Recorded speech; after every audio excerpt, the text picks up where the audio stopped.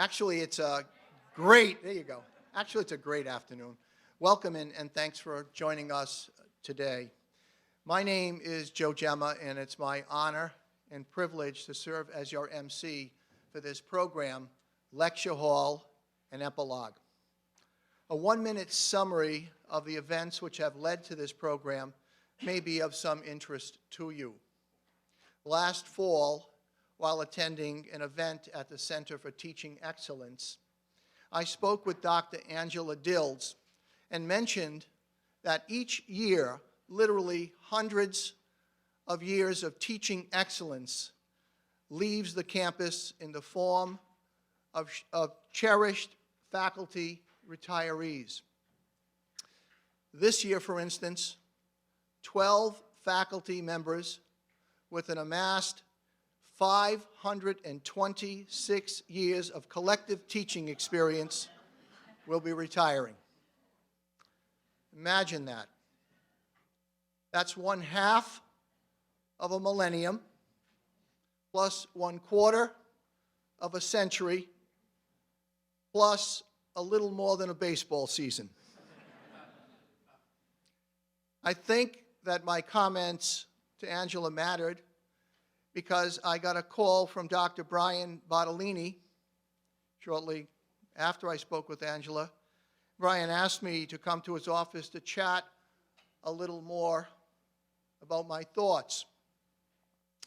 Brian and I had a wonderful meeting, after which he decided to form an ad hoc committee to further explore an event of this type. That committee, called the Last Lecture Committee, met 5 times over the past 4 months, and this afternoon is a product of its splendid efforts. Before going a whole lot further, I wish to thank Angela and Brian for their kindness. Thanks as well to members of the Last Lecture Committee and to Dr. Ulina for his support and for the primary funding of this event. Shout-outs are also due to Ms. Diana Vlavianos, Dr. Mario D'Annunzio, and Father Brian Shanley for the roles that they will play in today's program. Finally, I wish to thank my dear colleagues, Professor Jane Lunin Perel and Dr. Richard Grace, for agreeing to share their collective 90 years teaching here at Providence College.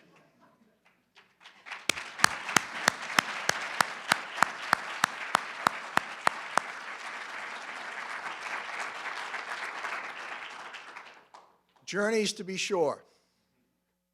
The turnout today and the interest in this event is a testament, a true testament to the magnificent work that the both of you have done in your legendary careers at our academy.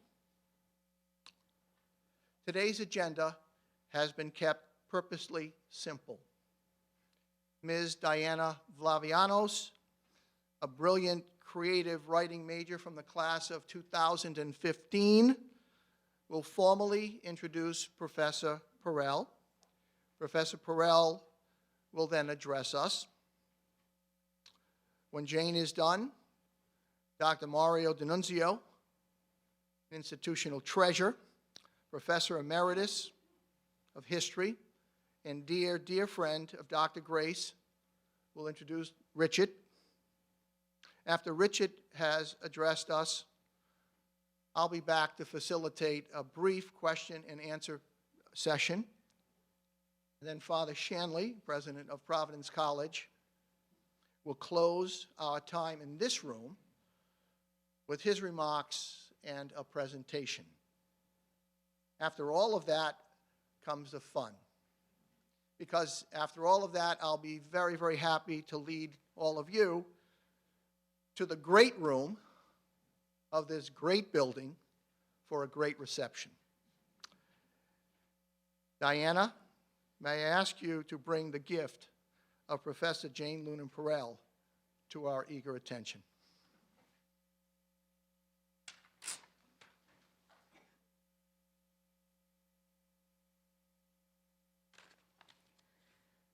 Hi, I'm Diana.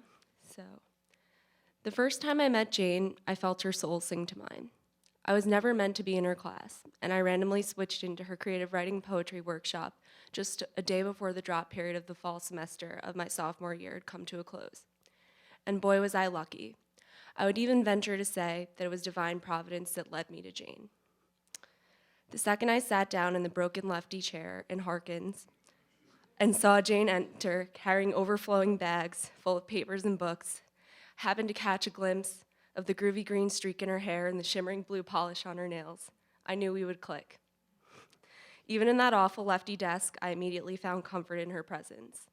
And once she began preaching the poetic word, cracking the shell of every single unique student in the class, forcing bio majors and English majors alike to not only wet their toes in the creative world, but to dive right in, immersing themselves in self-expression via the written word, I knew that I had finally found my niche at Providence College.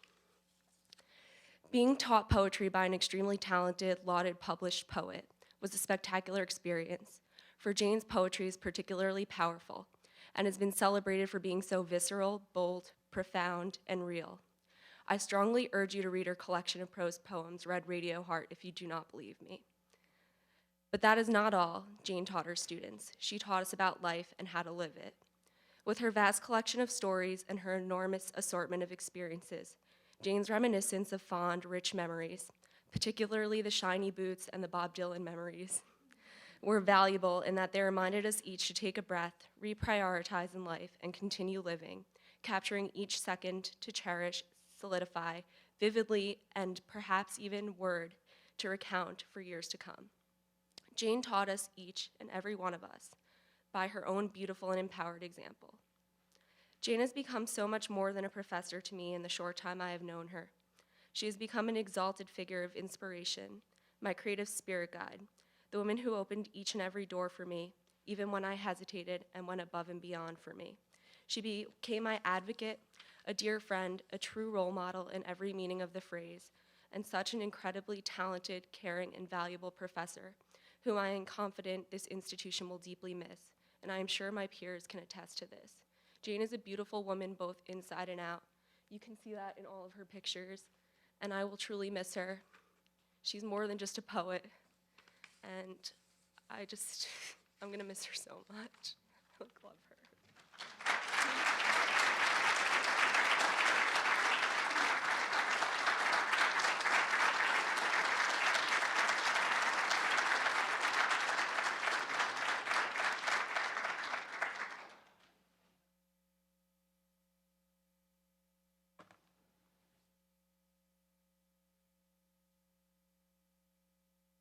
Thank you, Diana. I will never forget you. I want to thank everyone for coming today. But if I individualize each thank you, it'll be 9 p.m. before I'm done.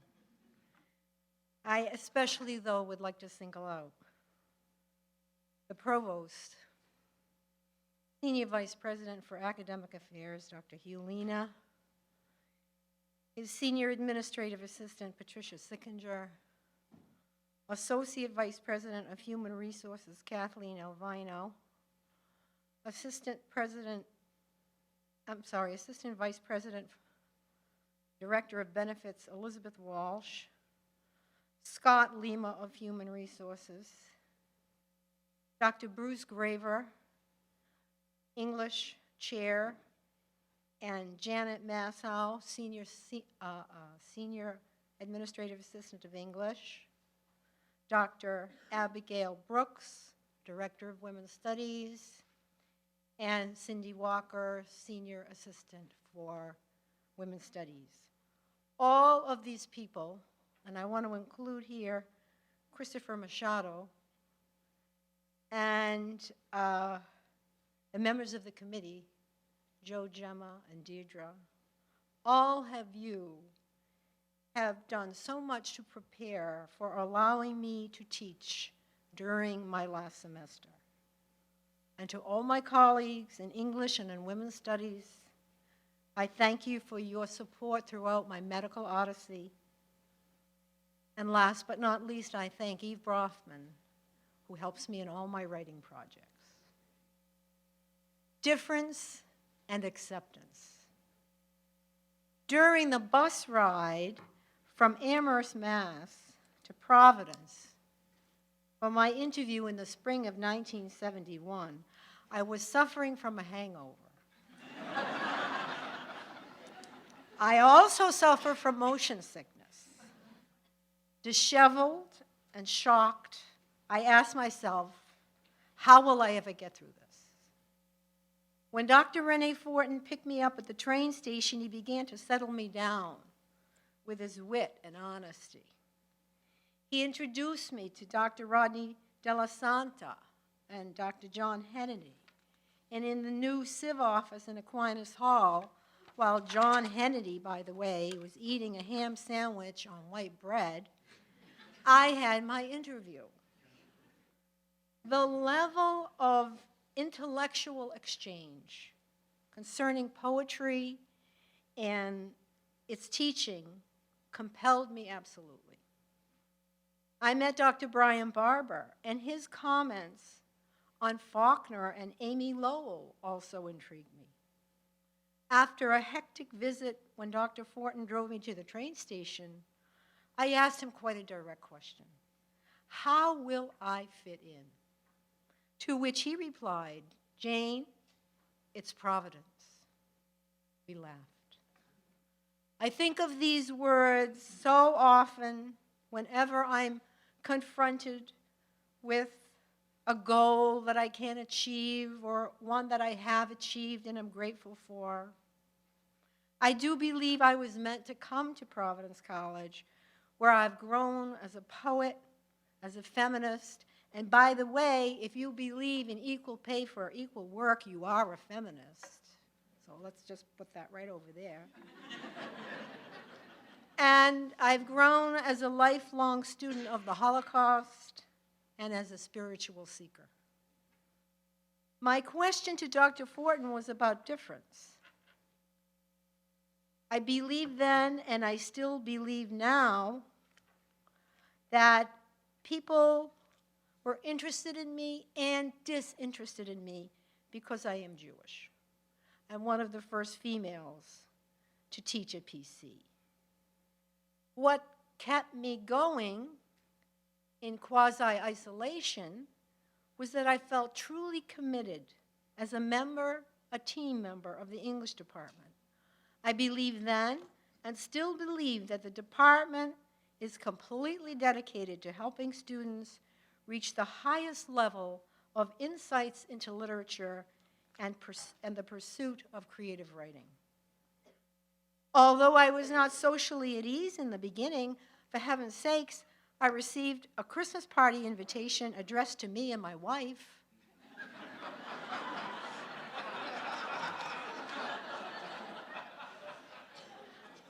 I did meet 6 incredible Dominicans who taught me a lot about difference and acceptance. Reverend Dominic Rover, OP, Reverend George Leonard Cochran, OP, Reverend Thomas Fallon, OP, Reverend John Fabian Cunningham, OP, and Reverend Edward Doyle, OP. And I see that Father Peterson, I forgot to put you on my list, but you're on my list. Father Rover and Father Fallon and Father Cochran were all poets and scholars. I could talk to them 24 hours straight. Father Rover and Father Fallon came to love me and my husband and celebrated Passover Seders with our family. Father Cunningham, as you know, was president of the college from 85 to 94. And he was compelled to engage with me for a whole year on whether it was wise or unwise for Providence College to have a women's studies program. Now, we had a very unofficial women's studies program, and I see the faces of the women and the men who were involved. And if I start telling the stories about trying to write the proposal and not use the word feminism, I'm just going to, break into tears. So I'm not going to do that, but I love you all. What I want to say, what I want to summarize, is that Fabian Cunningham really and truly was interested in interdisciplinary scholarship and understood that women's studies cuts through, combines all the disciplines, and uses gender, race, class, age, physical condition, ethnicity, nationality, religion to evaluate the achievements and challenges of women from ancient to contemporary times, including women religious. And so he said to me, after many discussions, I have indeed decided to approve this, and you will be the program's first director. To which I replied, but how do you know you can trust me? And that again was providence. You have to hear this story about Father Cunningham, because it's really his fascination for life and his humor that are so much a part of this. He was being nagged by his buddies, his fellow priests, that his attire was not clean enough, that he ought to get to the basement of the dorm and put his laundry in the washing machine. This he confided to me. And he did so, and then he went out and decided he'd do some reading. It was a spring day. And when he came back, the dryer was gone, the washer was gone, and the clothes were gone. He laughed. He cried. The company, the leasing company, had taken the machines away. We went hysterical. It's just something perhaps only a philosopher and a poet could laugh and cry about together. Among the group of my friends was Father Doyle, who was a chaplain and liberator of Mauthausen concentration camp in the Army's division of Timberwolves. He took Polaroid snapshots of the carnage he found and the other liberators found. And when he was getting ready to pass on, he came to my office, a leprechaun in a bowler hat, with a golden ambassador candy box filled with these original photos. And he charged me with taking them from him and making them physically available at PC. And when I said, how do you know you can trust me?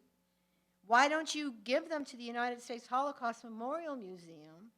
He said, I want everyone here at Providence College to know that the Holocaust happened.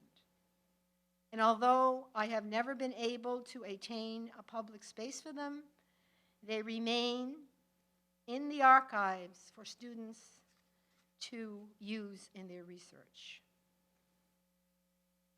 What I learned from these four priests was total acceptance of difference. Every stereotype we had concerning one another dissolved in our friendships. This is what René Fortin meant by its providence. Now, there is one more Dominican father I need to include here who was not yet a Dominican priest when I arrived. That would be Reverend President Brian Shanley, OP, who was my student in the liberal arts honors course, Dimensions of Art, which I team taught with the fabulous painter Jim Baker, who has already retired. Father Shanley was so immersed in poetry and quite taken with the work of Denise Levertov. His insights were remarkable. He was a true contemplative, and I began to worry about him. It couldn't have been more than 1974. I knew his mother. We shared conversations in the library. I just couldn't imagine, with his deeply aesthetic intellect, spiritual nature, his going into his father's business, not to demean that business by any means. So, of course, because it's Providence, what does he do? He goes into his father's business with a capital Fathers. I was happy for him. We still share our love of poetry, and what a journey we have shared. Next. Refuting Sexism. For this, you need a drink of water. This is true. My first day of teaching, September 1971, I was coming down the stairs in the library dressed in what I thought was a conservative manner, in a beige dress emblazoned with stampeding zebras. My hair was extremely full, and I was wearing large zebra earrings, matchy-matchy. Walking downstairs, I encountered a priest who took one look at me, stumbled, and fell down the stairs. With concern, I jumped down the stairs, bent over him to try to help him, and saw him literally shrink away from me. I immediately went for help. I was so shook up from this event that I phoned my mother, who was to die 4 years later. And she said, "That's all right, honey. It can only get better." Shortly after that, I was in the faculty lounge in Harkins when a male colleague walked up to me and, as they say, invaded my personal space and quipped, "I like what you're wearing." To which I replied in that same sort of voice, "I like what you're wearing too." Vexed, he turned around and left. That became my pattern. I would never get angry, but I would mimic the sexist behavior in an effort to show how its attention was overbearing. I was disinterested in discussing a situation unless the perpetrator was relentless. I never refrained from speaking to someone who had behaved in that way. I think over time, many of the men and even some of the women who wanted to stereotype me, after all, I was only 25 years old when I started teaching, realized that they just could not rattle me or keep me from trying to be honest, to look past their uncalled for behavior. Sometimes it took 20 years for people who had insulted me and then chosen to disregard my friendliness to come around. But I was patient. Also, over time, I was one of very few familiar faces that these people still recognized.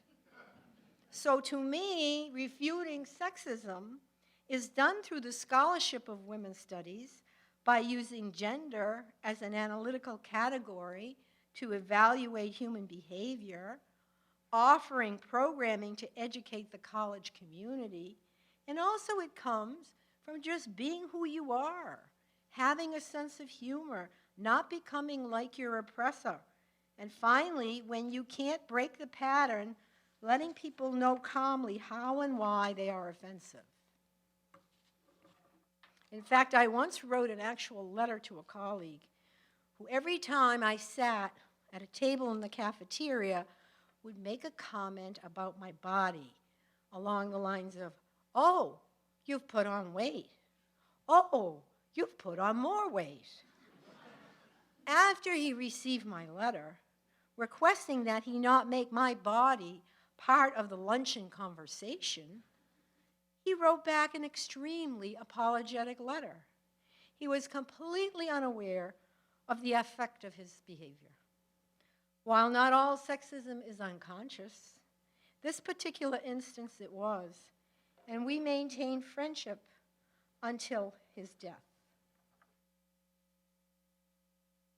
Collaborating with students. Collaboration, student agency, and faculty humility in interdisciplinary learning.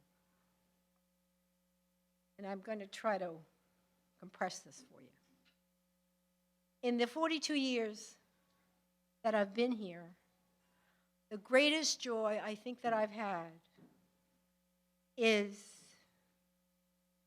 realizing the value of student agency in the classroom and the compact that we share. I'm extremely fortunate that I know the limits of my own knowledge. I have never professed to be a scholar, although I am scholarly.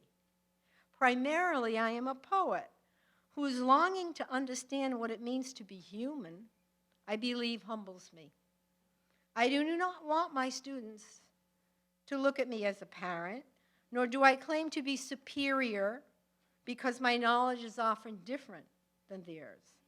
I have recognized that students know much more than I and that we know differently and about different aspects of living and experience. So why is this important and why does it inform my teaching?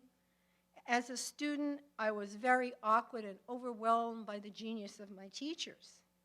But the teachers I remember sat in dialogue with me so that our discussion of literary texts were collaborations of thought.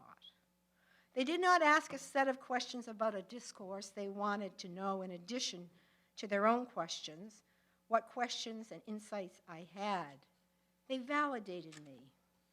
This is how I am humbled by students, that in addition to what I want them to know, there is a whole world of their own interests, insights, originality that flows into discussion both in and out of the classroom. My model of the professor-student relationship is not that the professor alone gives wisdom to those who lack knowledge, but it is the interplay of knowledges among the students in the class and the professor. This is a great gift to me, and it gives students freedom to do the work required and go beyond that with encouragement. A wonderful example of these ideas is when you teach interdisciplinary studies. Students are bound to have different perspectives, depending on their majors, depending on their identities. Diana Vlavianos, who was kind enough to introduce me, comes to mind. When she took creative writing and poetry with me, I had the students read several articles and many poems from the interdisciplinary faculty seminar sponsored by the Center for Teaching Excellence I participated in, entitled Blood. This material ignited in Diana the desire to do more on the research on the Nazi slaughter of all the males in the Greek village of Kalavrita. Diana is Greek, and her grandparents had described to her what happened. She wrote an amazing poem based on the material she read from the Blood seminar. Her grandparents' story and her own research entitled No More Men. I want to read just an excerpt from her poem for you. No More Men, based on the Kalavrita massacre on the Greek island of Kalavrita, December 13, 1943. The honey-haired demons were bathing in tubs, sloshing with blood of the leathered, weathered faces of our nation. They polluted our blue sea, our white foam, with toxic crimson ink, pouring buckets of ruby wine into our crystal urn. They flooded us to the brim, crimson seeping through the damp ground, oozing out whitewashed walls. Even young faces were strained with red juices of unfamiliar berries smeared across smooth cheeks. A sea full of rotting flesh torn to pieces by frothing canines of the Aryan breed. Corpses reeking of dead donkey adorned our island on a Sunday afternoon. I read only the beginning here to share with you Diana's powerful imagery of atrocity. This is the horror. The horror in this poem is blistering. Total immersion into interdisciplinary studies stirred Diana, fired her creativity, but also how Diana's identity as a Greek was steeped in the loss of all the men in that village. She connected to history, to atrocity, to family memory, and helped me expand as a witness to the indelible power of loss and love that writing poetry produces in poets, and how that honors victims of past horrors. With the cruelest irony, it underscores the need for belief and political action to preserve the sanctity of life and the primacy of human rights. I knew these truths intellectually, but Diana's poem deepened my knowledge and moved my spirit in new ways. I cannot say enough about the collaboration and interdisciplinary learning, whether it is done in the privileged setting of the IFS, of the CTE, or directly in the classroom with our students. The nature the exchange embraces, in my thinking, is the highest form of learning. Recognizing and encouraging student agency with the respect for differences in experience and kinds of knowledge allows professors to be more open to students' originality and to share what is exceptional. My thanks go to the director of the Center of Teaching Excellence, Dr. Laurie Grupp, and her committee, and to the chair of Art History and Associate Dean of the School of Arts and Sciences, Dr. Joan Branham, who was also the chair of the Blood Seminar, and to my colleagues who participated in that seminar. And one last bullet here, imagination and spirituality. Hired as a poet, I have a particular advantage. Most people are inclined to leave me alone. Poetry is the least understood of all the literary genres and really makes many faculty and students terribly nervous. So much of it has to do with someone teaching you poetry who themselves is scared to death of it and will blurt out the question, "What does it mean?" even before he or she gets to walk around inside the poem and figure out who's talking about what. I have tried to make students comfortable walking around inside poems. Once that degree of comfort is achieved, the reader can begin to appreciate the original use of language and thought, and yes, think about the possible meanings that one can find. And in the tone of the poem, one can find a prayer-like symmetry and sound. Even angry poems seem like prayers to me to stop the oppression that causes the anger. Think of Diana's poem in this regard.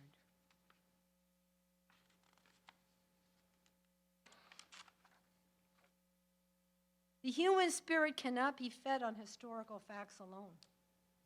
It longs for love, acceptance, and the experience of devotion.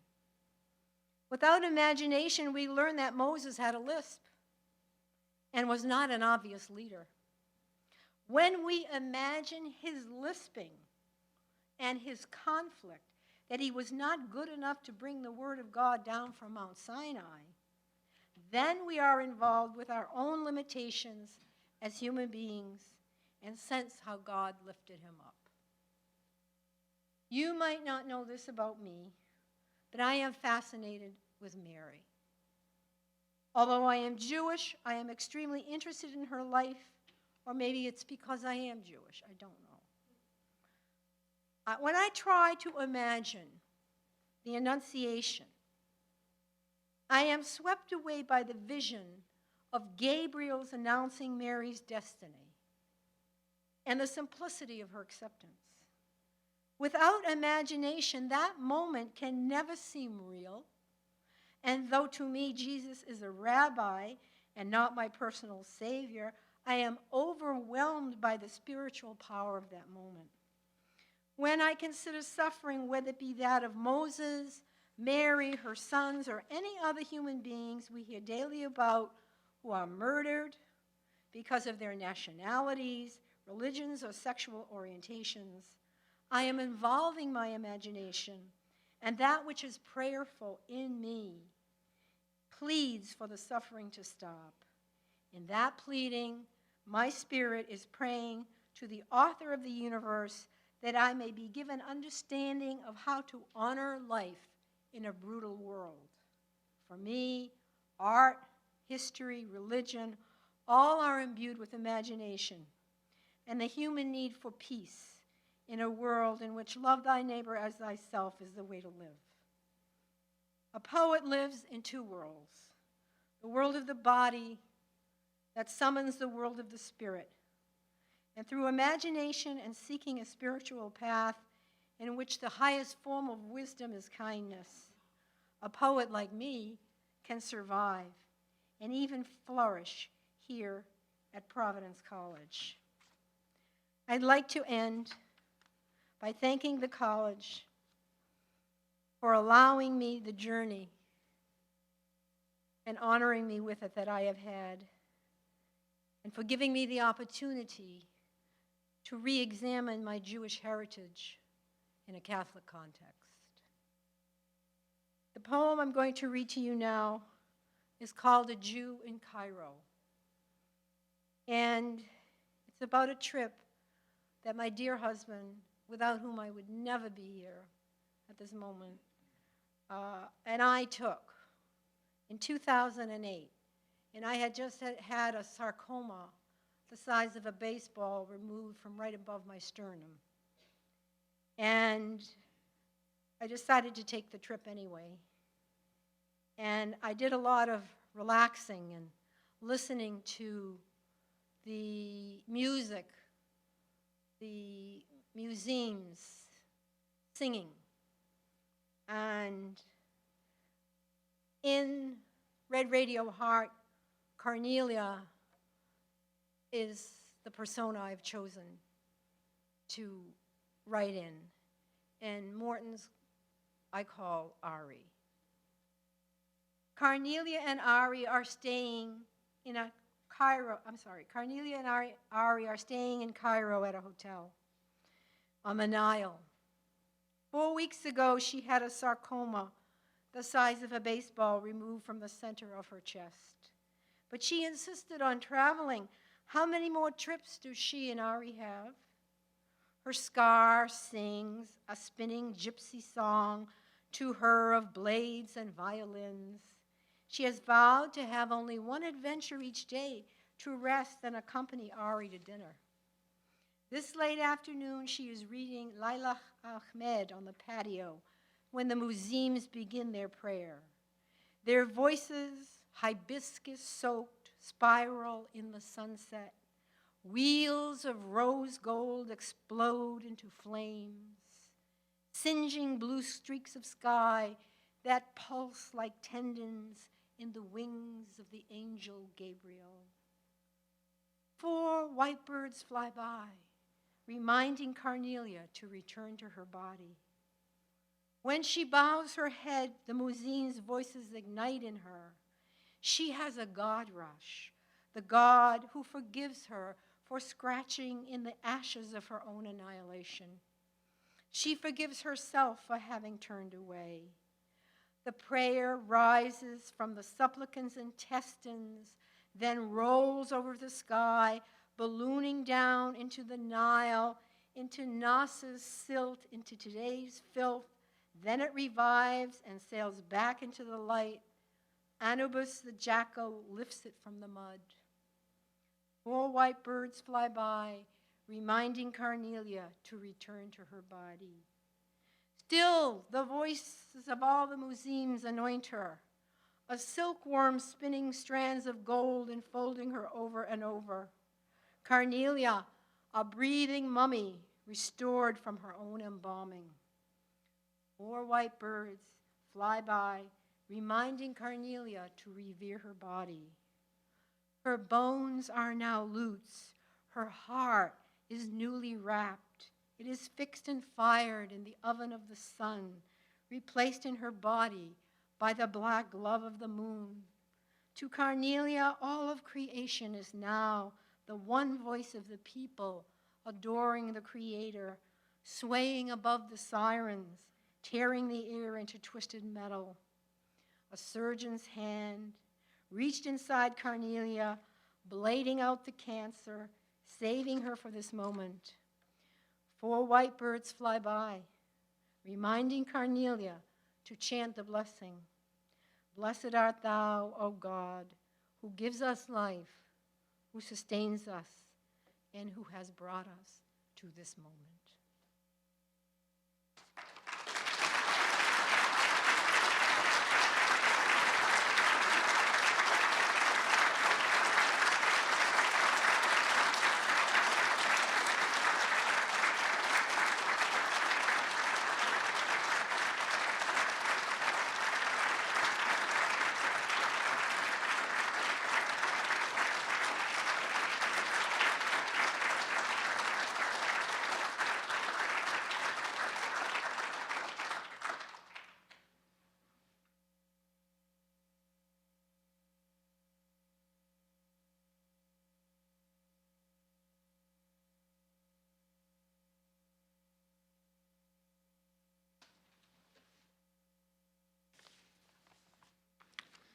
I personally have many fond memories of life at Providence College with you, and I thank you for them.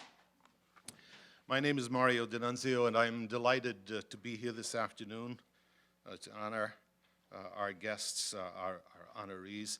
I'm delighted to be able to introduce Richard as he prepares to join me in the ranks of the retired. I've already alerted him to the tangles of red tape in the world of TIAA pensions and Medicare. I've known Richard for 50 years as a colleague and a friend who has become my brother. This is a happy occasion, and his introduction should not get too formal. I'll tell a story on him in a moment. But some tribute should be paid to his prodigious talents. In his long career in the classroom, he's been the kind of teacher whose students return to visit him repeatedly, some of them years after graduation. He's also been an accomplished administrator who continued and strengthened the traditions of care and quality in the liberal arts honors program. That was a role in an office at one time or another filled by giants like Paul Thompson, Rainey Fortin, and Rodney De La Santa, names that will mean little to some of the young people here, but bring tears to the eyes of older folks who remember them. Richard matched their excellence in that office. He also earned accolades as a meticulous scholar. His new book, Opium and Empire, a study of the Jardine Matheson Company, the Opium War, and British imperial activity in China, is being published by McGill University Press. I read it. The book will stand as a model of research and an exemplar of history as a literary art. Richard is a scholar and a great writer as well. He's been a friend to many, always ready to serve and help his friends. He doesn't know how to say no. His generosity to his friends sometimes backfires on him. I recall an evening when Richard and colleagues filled 2 cars for a trip to dinner after an arduous Senate meeting. Is there any other kind? We gathered at a favorite Italian restaurant on Federal Hill named Smith's. It was a puzzle even then, although the food was authentically Italian. As dinner ended, Richard volunteered to do the math, collect the money, and to go to the cashier. So we left him to his chore. We left him literally. Some of us jumped into one car, confident that he would take the second. The second car pulled away, certain that he was in the first. Richard emerged from the restaurant to find himself rideless, his good deed aptly punished. 2 bus rides, and an hour later he returned to campus. Now, anybody among you who knows Richard knows that he is physically and verbally a gentle man. He won't admit it, but I suspect some very ungrace-like words passed his lips as he stared at that empty curb that night. He has forgiven us by now, so I look forward to some traditionally graceful words in his recollections of Providence College past. Richard Grace.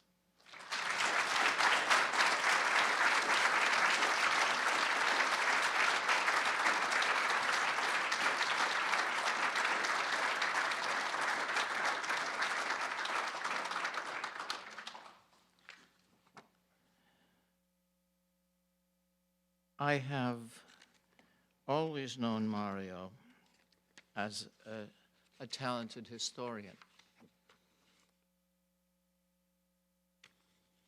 Until this moment, I never knew what a great writer of fiction he is.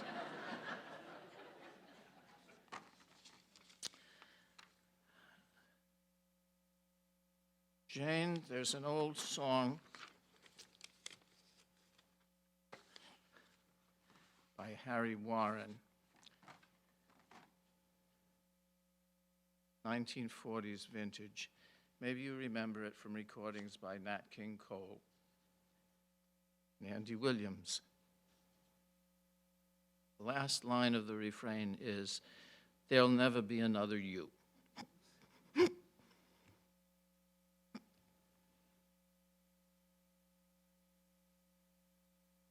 You've been a good friend in the years that we've shared. You've been loyal to PC through thick and thin. You have been an inspiring creative teacher and writer. You taught in the honors program for me and served on the honors committee while I was director. You made PC a better place. And I have to thank you for one more thing. Without you, I would never have met my bagpipe buddy, Morton. God bless you for the next 40 years. I hope that you will all forgive me for not going through the normal list of salutations. The reason, I suppose, is in the little French calendar slip from my desk for today. It says, "Je bout d'impatience," which means I'm boiling over with impatience. So I'd like to get right down to it. This talk shall be keyed to 3 words: thanks, remembrances, and hopes. I must tell you that this is not really a farewell talk. It is more like au revoir than adieu. I shall be teaching 1 course each semester in the honors program next year, so this is not the end of my song. Not the end of my song. In written evaluations of my courses over the years, one of the words most often used by students has been passion. That may be because I sometimes tend to serve up history on a fiery sword.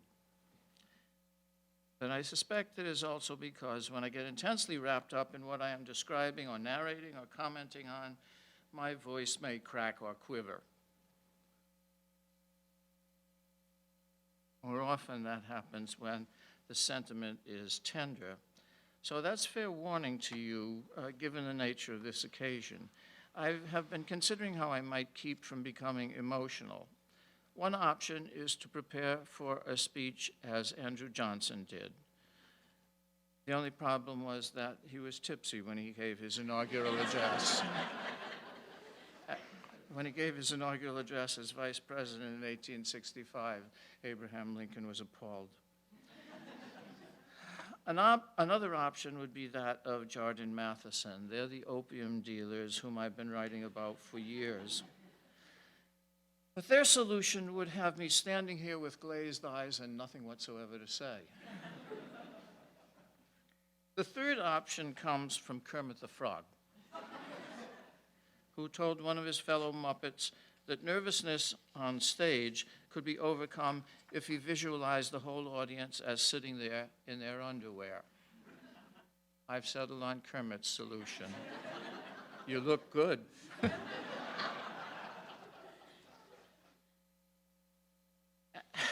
And passion has sometimes been the driving factor when I have been promoting a cause that I believe in very strongly, even fiercely.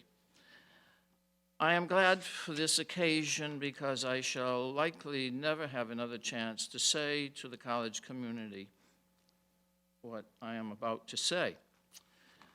I know very well that I have been a pain in the neck to my closest friends.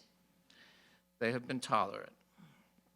And to other members of the college, I know that at times I have been more than a minor annoyance. So, to those whom I have offended in one way or another, in what I have done and what I have failed to do, I'm sorry. It's a good thing that I believe in a forgiving God, for I hope that those whom I may have hurt in one way or another may echo the forgiveness of that generous God. Okay, enough. I don't want to paint myself as Richard III or Mephistopheles, and the gospel warns us against making a big show of penitence. Some of you have heard me say at various points over the years that I have 3 homes. The first is the White House with red shutters on Gardener's Neck Road, where Madeline and I have raised our family. The second is St. Mary's Cathedral in Fall River, which has been my parish for life.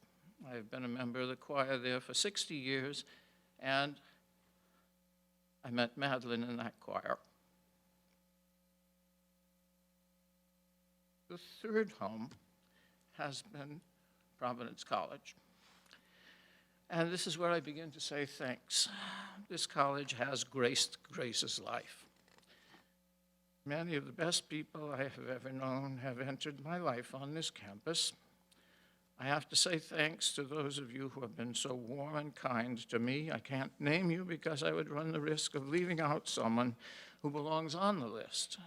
But you know who you are, and I hope that you know how much you mean to me. Lest these comments become maudlin, I need to say realistically that PC has not been the New Jerusalem. We have had our family feuds. Some of them have been loud and long, and some of them have been marked by what Cardinal O'Malley has called Irish Alzheimer's, forgetting everything but the grudges.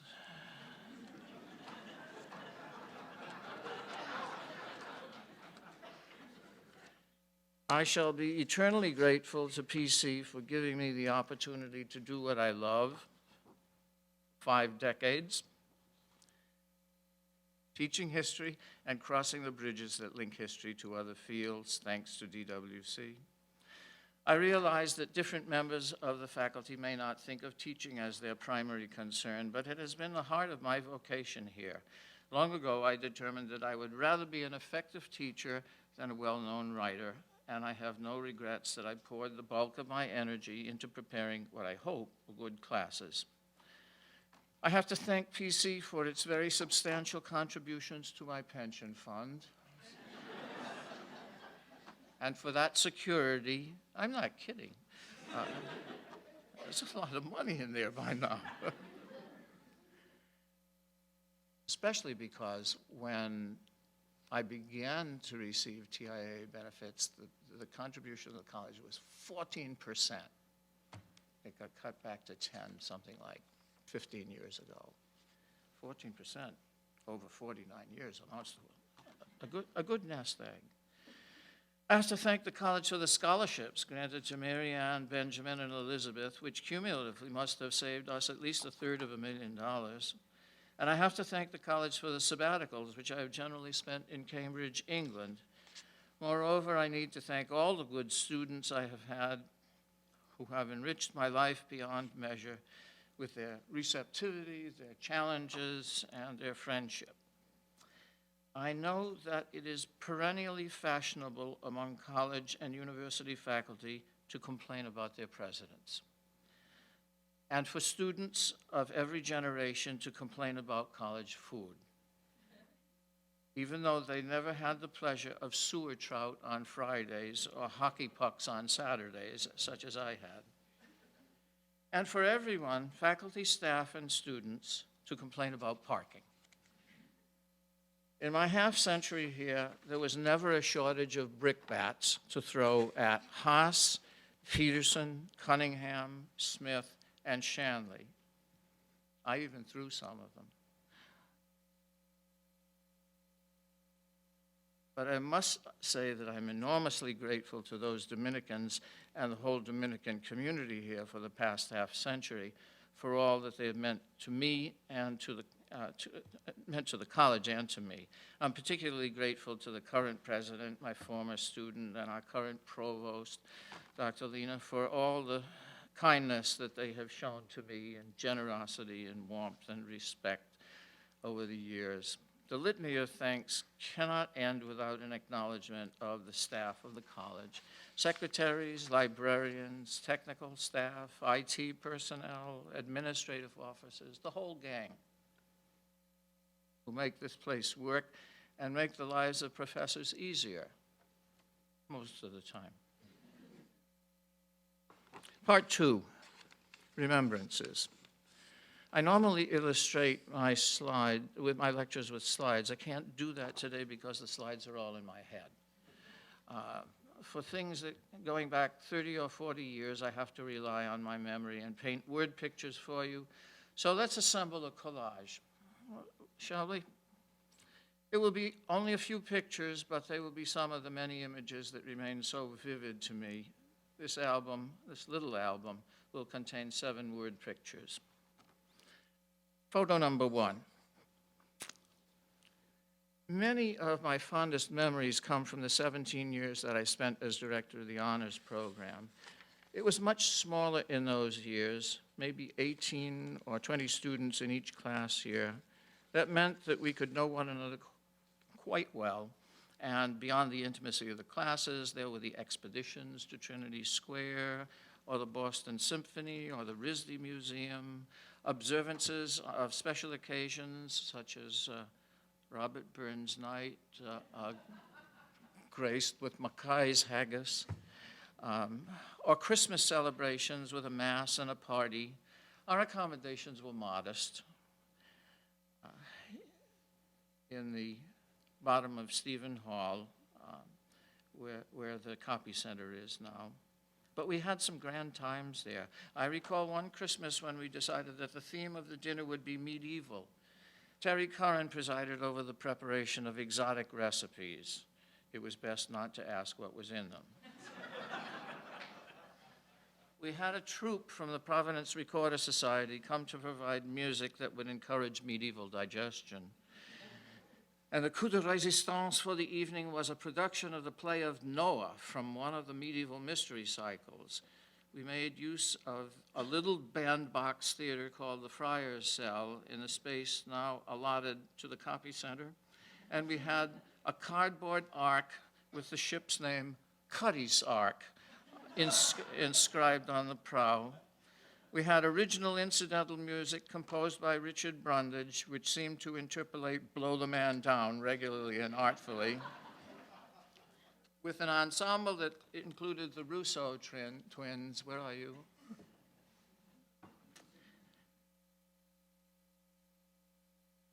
And had a New Yorker accented wristwatch-wearing figure of God, otherwise known as Peter Comerford, in a Dominican robe stashed up in the corner of the bleachers.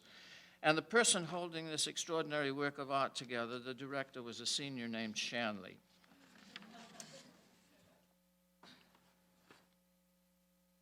Photo number 2.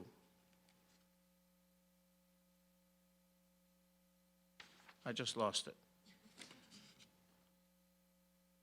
Give me a chance to find out where I put, I've got too many pages up here, and there's a secret to that. But I won't tell you about it now. But I have to find photo number 2.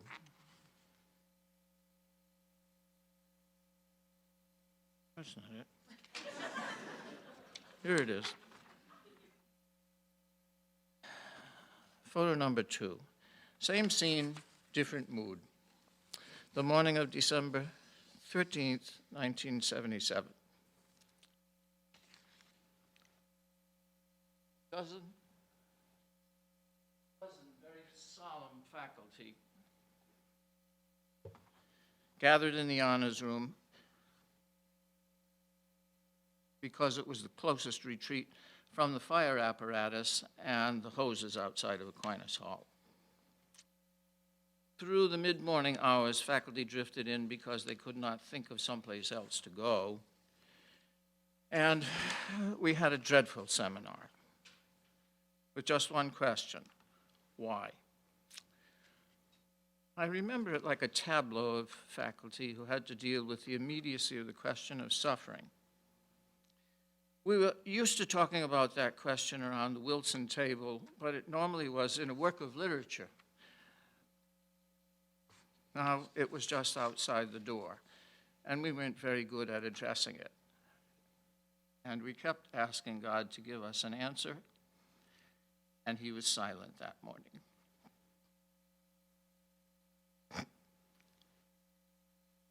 Photo number 3. Classroom of Aquinas 1, a converted dining hall that served as one of the original homes of DWC classes. This must have been around May of 1978 or 79. Our DWC team was Rodney De La Santa, Father Fabe Cunningham, Father Tom Fallon, and me. I'm the only one still alive. We decided, I think it was my crazy idea, to dramatize our end of the semester review of first-year DWC themes. To give some zing to the review, we took on the personalities of 4 figures from the Renaissance: Machiavelli, Luther, Don Quixote, and Michel de Montaigne. It didn't matter that 3 of the figures were historical and 1 was fictional, because the 4 persons were buddies in a hospital who had arrived at the conclusion that they were the celebrities in question. We knew who we thought we were, and the students soon caught on. Having adopted the different personalities, we could discuss and argue and strut and parade in ways that were unthinkable in a normal lecture. Oh yes, we had softball gloves and a softball, which we tossed around the room with some frequency and surprising accuracy. It was not a humdrum end of the term review, and eventually it attracted spectators at the windows. For them, it was better than a trip to the zoo. We actually argued the big issues seriously most of the time, and the students stayed right with us, cheering, laughing, and occasionally even taking notes.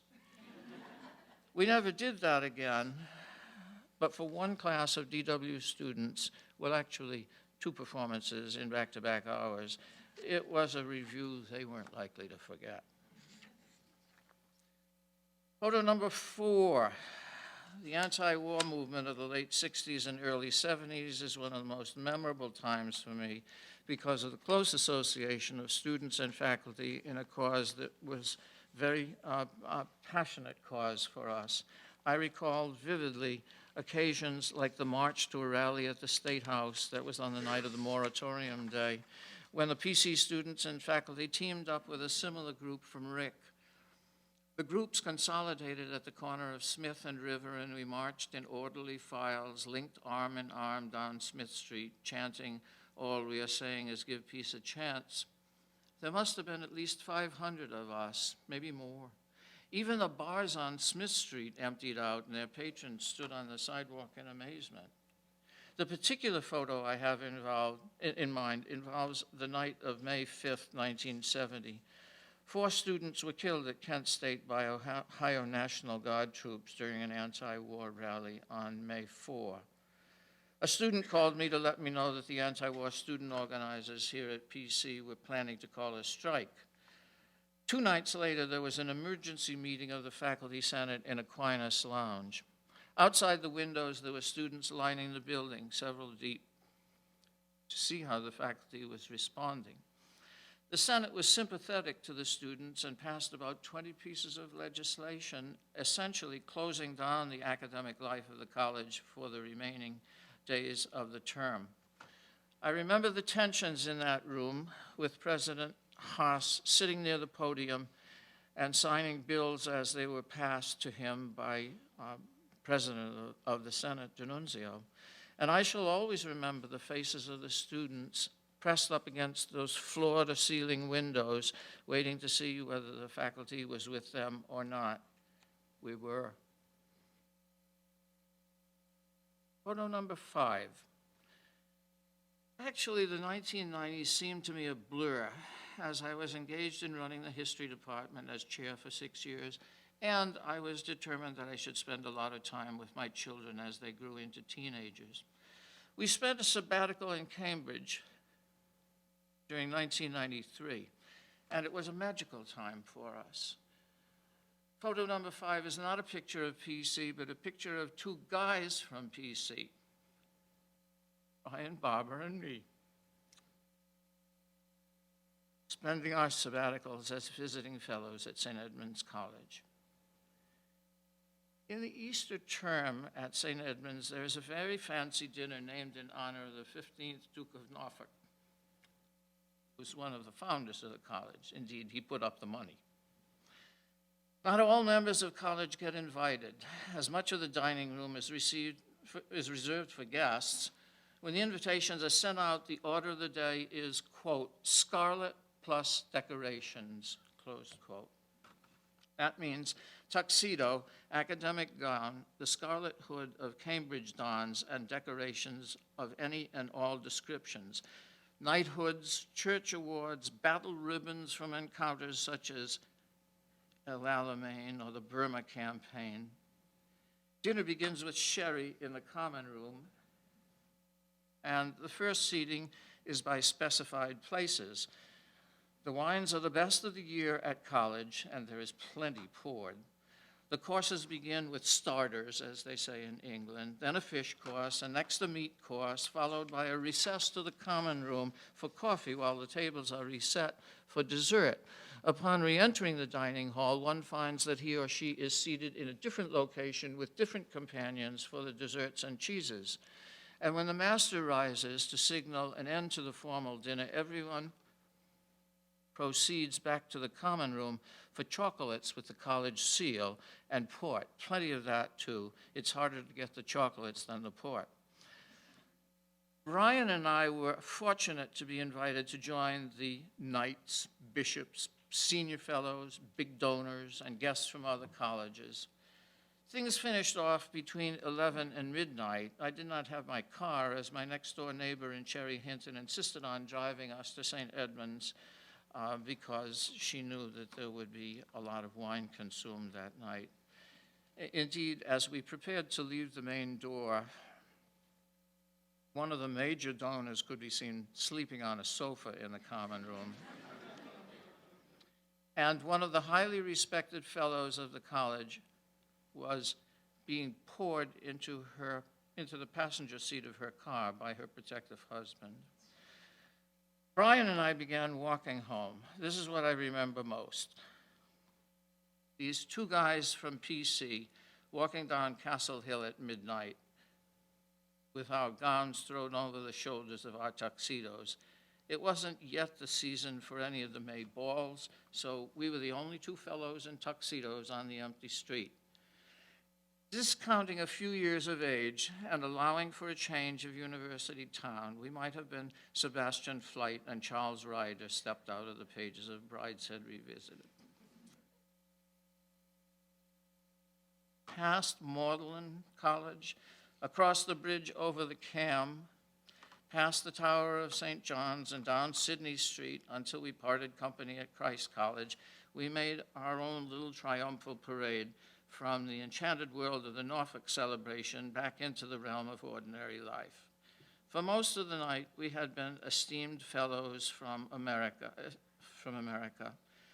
But when we got to Market Square and the clocks were reading nearly midnight, we became two blokes from PC who had been transported briefly to that other world.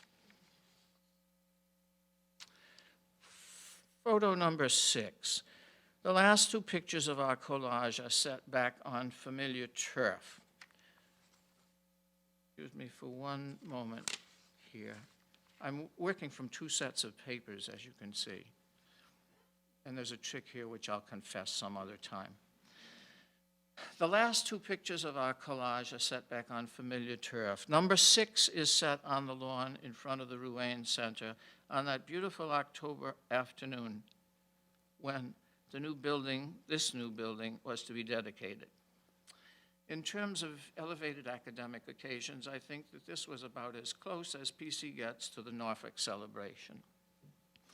A month earlier, Hugh Lena had called me aside after my first class of the semester to let me know that the college was going to name a room in the new building after me for my years as director of the honors program, along with rooms for the other 4 former directors of the honors program and a room honoring Mario D'Annunzio for his long service as director of DWC and as professor in DWC and honors. I was stunned and humbled by the news. I had never expected such an honor. I was simply hoping to escape this spring before the assassins arrived. In the course of the dedication ceremonies, at which the eminent historian David McCullough was to deliver the main address, Father Shanley told the large assemblage about the dedication of the 6 seminar rooms. All of the other former directors of honors are now celebrating upon another shore. That left Mario and me. When the president called upon Mario and me to stand to be acknowledged by the crowd, the applause rang in my ears like the bells of St. Clement's and seemed to go on for a long time. I could only say thank you toward the various corners of the assemblage because I had temporarily forgotten all the other words I know.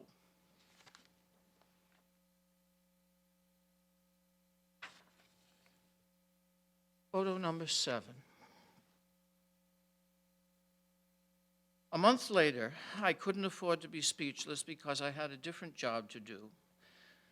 I have a very nice office on the top floor of this building. In fact, if it were available, I would rent it for the next year. I was glad to receive colleagues from other departments to have a look at my part of the little history enclave on the top floor. John Garrity, who is managing director of the Angel Blackfriars Theater, was one of the first to visit. But he had a specific reason to stop by. Out of the blue, he asked if Madeline and I would like to do a scene in the theater department's fall production, which was to be Neil Simon's The Good Doctor, based on stories of Chekhov. You should be guessing that my first response was fright. I knew that at least one of us was hallucinating. I told John that I would have to be careful about how I might broach this invitation to Madeline, as neither of us had acted since we were in high school. 2 months later, we were in costume, facing the blinding lights that make the audience entirely anonymous, and playing an older couple sitting on a park bench in 19th century Russia, singing a duet about whether any happiness was still possible in life. Neil Simon told us to say that it was possible, and so that's what we sang. It was a giant risk on John's part, but the student actors took us into their troupe with great warmth, and we found one Sunday that our picture was in the arts section of the Providence Journal with a caption saying that we were starring in The Good Doctor.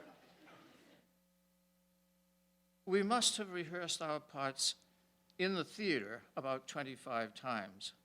we rehearsed them at home several thousand times. Our two cats eventually passed out.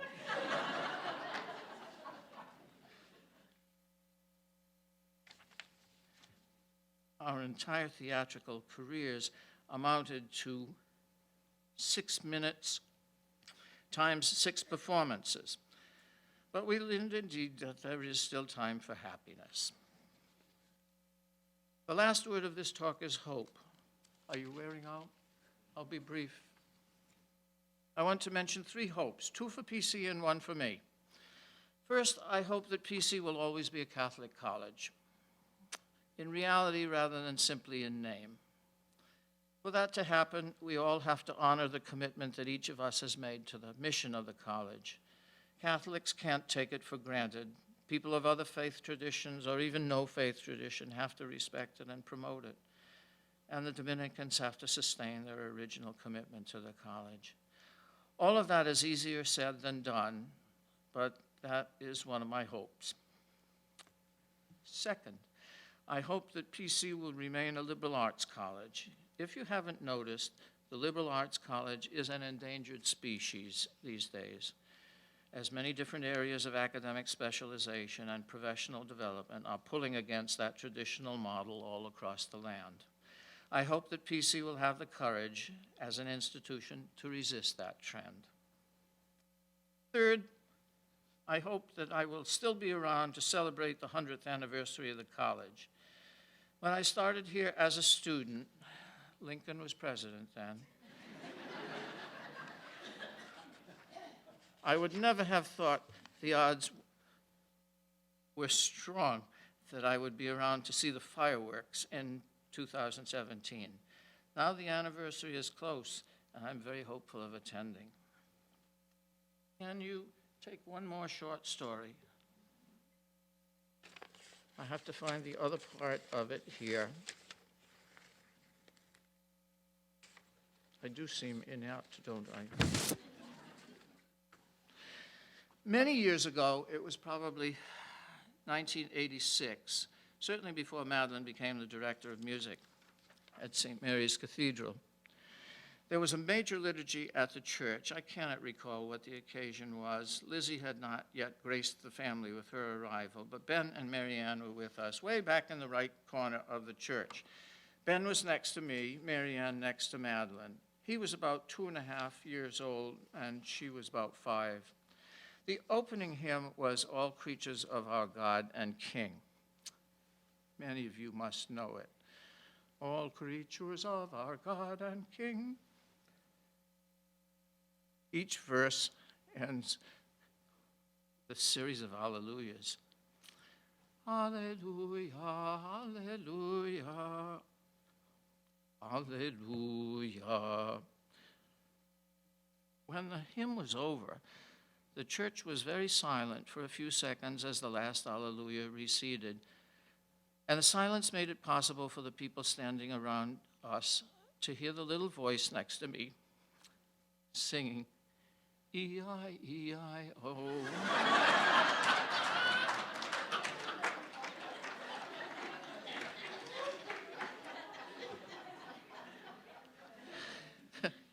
You see, he didn't think that song was over.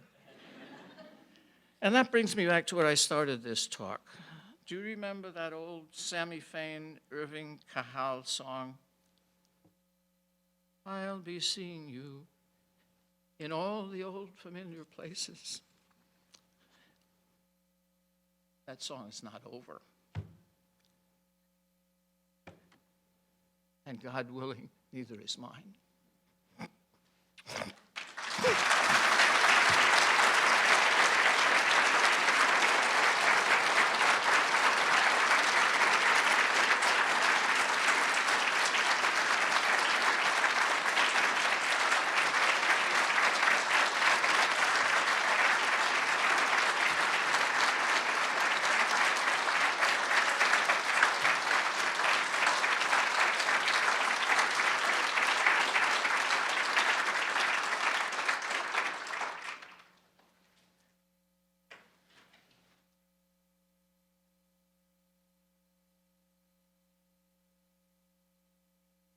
Richard, you have a much better voice than I, so you don't expect any singing. But when I spoke with Angela Dills in October, I had no idea that these 2 hours would be so sacred and that a room would be baptized. Thank you very, very much, Richard and Jane. I'd like to bring Father Shanley up front to say a few words and to make a presentation.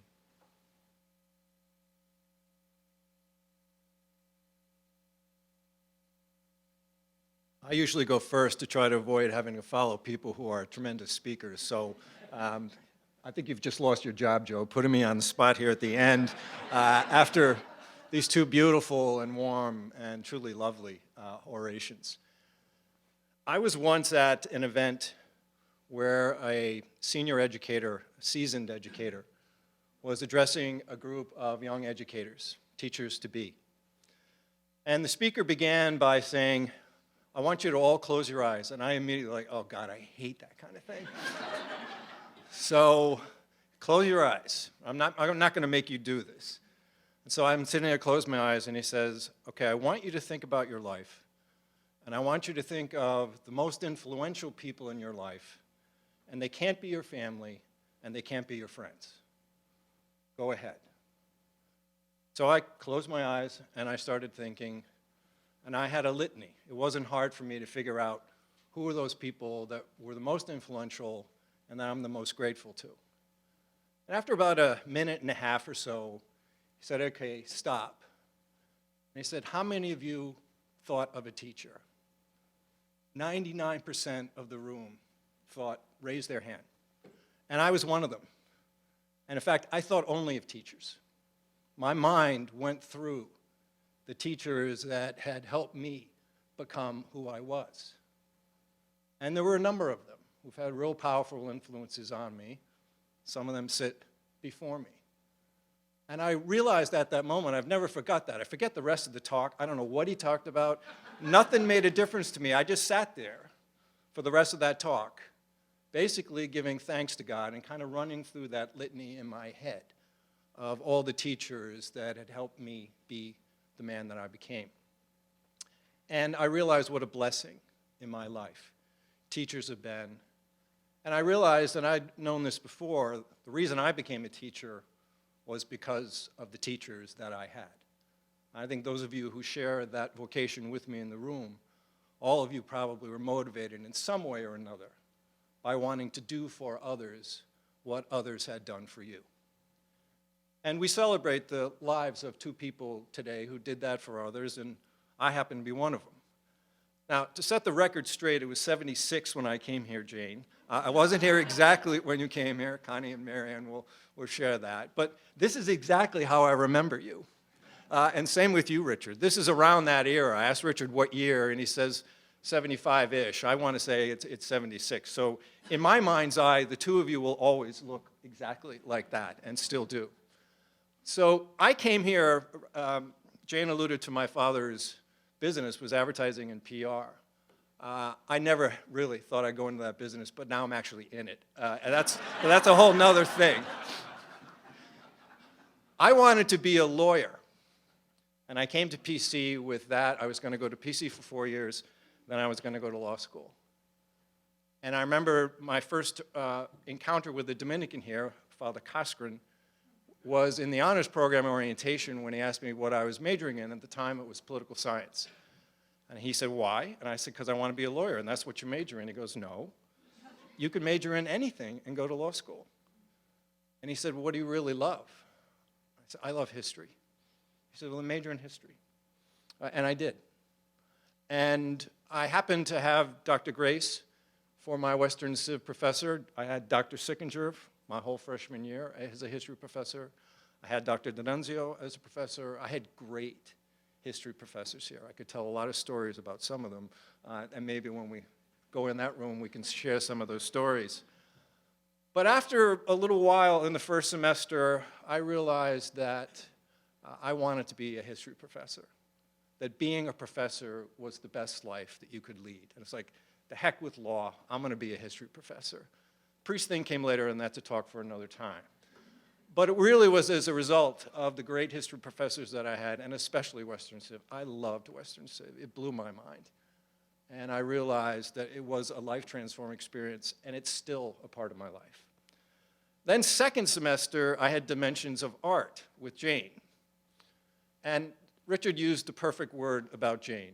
Jane was so different, she blew my mind. I had never met a woman like Jane before. She was so different in the way her mind worked as a poet from anything that I was used to, that my head would spin. I'd sit there, most like history was linear in those days, and it was easy to follow the thoughts of a history professor. But Jane was like coming at you from all different angles and exposing us to all different forms of art and making us produce art on our own. And it was a wonderful, wonderful experience. And I have loved art my whole life, but never more so than from that time on. So I stand before you as well, maybe not in all your eyes, but in some of your eyes as a testament to what good teachers can do, and particularly to what these two teachers can do. And whatever else happens at Providence College, and I hope everything you hope for comes true, and that's why I do what I do, the heart of what we do here will always be teaching. That human encounter between a professor and a student, and what happens to both of them, because I've been on both sides of this, the changes that accrue to a relationship, to the minds shared together. That lies at the heart of Providence College. That will always and must always be the heart of Providence College. And the great thing, I've often described teaching and with the parable of the sower. You sow when you're a teacher, you never quite know what sticks, what reaps. And you get those experiences, and I think we've all had them, of students coming back 25 years later and saying, I remember when you said something about this, or that point you made there. You just don't know, and it's part of believing in the providence of God that it bears fruit in ways that you do know not. And you're lucky enough tonight, Richard and Jane, to have a little bit of a sense of, yeah, it did work. You sowed very, very well, and the seeds of that are here. And I guess as I was sitting there tonight, I was thinking my deepest hope, besides many of Richard's hopes, is for you young students, that someday, or that many of you will think about this as your vocation for your life. There is not a better life, I'm convinced of it. One of my colleagues when I was a Catholic once said, can you believe they pay us to do this? Then he said, wait, except the grading. They have to pay us for the grading. The rest of it is a luxury.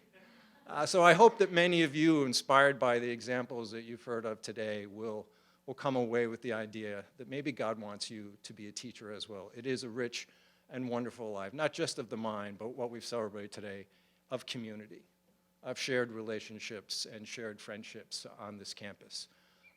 This is why we built this building. When you were mentioning the dedication center, and I think when this is all over, I'm done, I'm going to call Mike Ruane up and thank him again to have a setting for something like this and to enable us to celebrate all those years of wonderful teaching that has changed lives at Providence College. So it's my task at the end of this, and we're right on time. We can go to the reception right now. I have to hand out things. That's part of what I do as president of the college. So I would invite both you, Jane and Richard, to come forward. I'll hand you a ceremonial thing, and then we'll salute them. And then I think, Joe, do you want to say anything, or we just go? Okay, so let's do the formal part.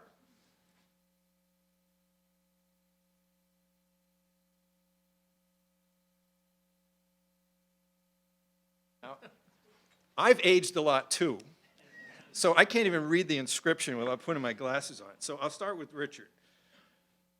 The plaque reads this way: Providence College, presented with gratitude to Richard Grace, PhD, class of '62, for inspiring young minds in the entire Providence College community during your distinguished career. Lecture Hall and Epilogue, April 3rd, 2014. Richard?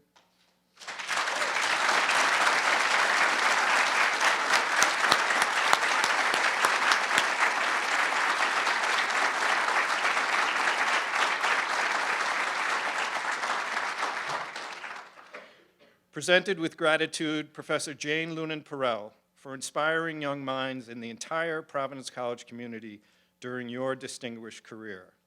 Lecture Hall and Epilogue, April 3rd, 2014.